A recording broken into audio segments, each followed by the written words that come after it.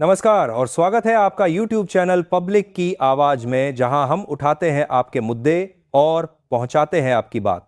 हर खबर, हर सवाल सीधे आप तक। जुड़िए हमारे साथ और बनिए इस आवाज का हिस्सा। पब्लिक की आवाज, बेबाक बेखौफ। इस महत्वपूर्ण वीडियो को लास्ट तक देखें, हमारे चैनल को सब्सक्राइब करें और कमेंट बॉक्स में बताएं कि कहां से आप वीडियो देख रहे हैं। धन्यवाद।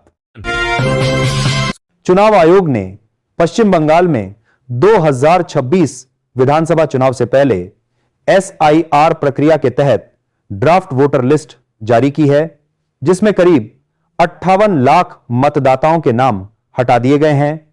ये नाम 2025 की सूची में शामिल थे, लेकिन पता न मिलने, स्थान बदलने या मृत्यु के कारण हटाए गए।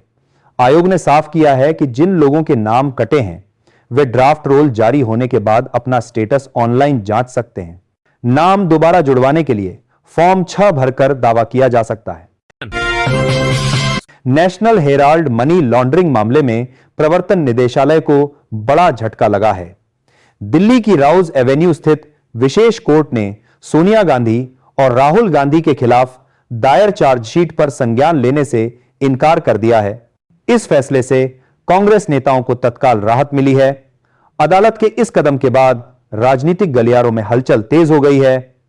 कोर्ट के आदेश के बाद अब ईडी की कार्रवाई और मामले की आगे की दिशा पर सबकी नजरें टिकी हुई हैं।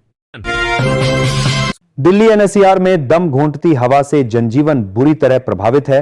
लगातार तीसरे दिन राजधानी का AQI 400 के पार बना हुआ है, जिससे हालात बेहद गंभीर हो गए हैं।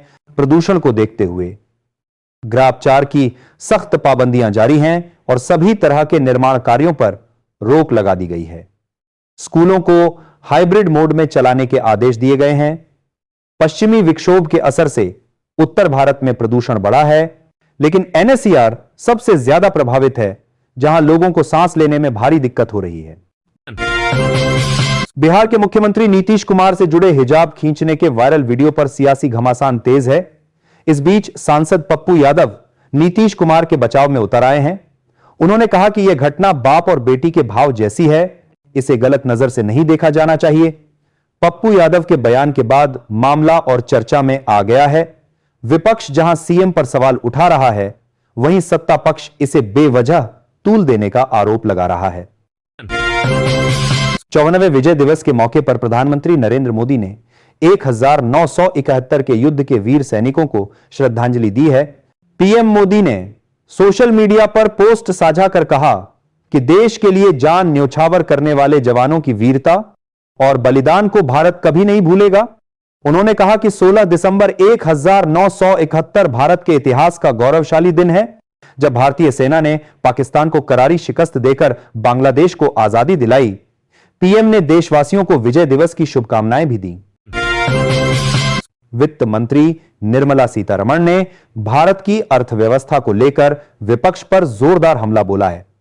उन्होंने कहा कि भारत कोई डेड इकोनॉमी नहीं, बल्कि दुनिया की सबसे तेजी से बढ़ती अर्थव्यवस्थाओं में शामिल है। सीतारमण ने 8.2% की विकास दर और वैश्विक एजेंसियों द्वारा क्रेडिट रेटिंग में सुधार का हवाला दिया। उन्होंने ट्रंप के बयान को खारिज करते हुए कहा कि अगर अर्थव्यवस्था मृत होती तो अंतरराष्ट्रीय रेटिंग में सुधार संभव ही नहीं होता। केंद्रीय मंत्री बंडी संजय कुमार ने कांग्रेस पर तीखा हमला करते हुए वोट चोरी के आरोपों को खारिज किया है। उन्होंने कहा कि अगर कांग्रेस अपने दावों पर विश्वास करती है तो उसे तेलंगाना और कर्नाटक में सत्ता छोड़ देनी चाहिए। संजय कुमार ने कहा कि चुनावी हार को वोट चोरी बताना मतदाताओं का अपमान है। उन्होंने कांग्रेस पर आरक्षण हटने और मतदाता सत्यापन से नुकसान जैसे भ्रामक दावे फैलाने का आरोप लगाया और इसे डर की राजनीति करार दिया। संयुक्त राष्ट्र में भारत ने एक बार फिर पाकिस्तान को करारा जवाब दिया है। UN सुरक्षा परिषद में पाकिस्तान द्वारा जम्मू कश्मीर पर दावा किए जाने पर भारत के राजदूत हरीश पर्वतानेनी ने दो टूक कहा कि जम्मू कश्मीर और लद्दाख भारत के अभिन्न और अविभाज्य अंग हैं। उन्होंने साफ किया कि ये क्षेत्र पहले भी भारत का हिस्सा थे और हमेशा रहेंगे। भारत ने पाकिस्तान को आतंकवाद का वैश्विक केंद्र बताते हुए सिंधु जल संधि स्थगित करने के कारण भी स्पष्ट किए। उत्तर प्रदेश में मतदाता सूची के विशेष गहन पुनरीक्षण SIR को लेकर राजनीतिक गतिविधियां तेज हो गई हैं। सुहेलदेव भारतीय समाज पार्टी के अध्यक्ष ओम प्रकाश राजभर ने मुख्यमंत्री योगी आदित्यनाथ से मुलाकात की। बैठक के दौरान सीएम योगी ने एनडीए के सभी सहयोगी दलों से SIR अभियान में सक्रिय भागीदारी करने का आग्रह किया। सरकार और भाजपा संगठन पहले से ही इस अभियान में जुटे हैं। उद्देश्य है कि मतदाता सूची पूरी तरह शुद्ध, पारदर्शी और त्रुटि रहित बनाई जा सके।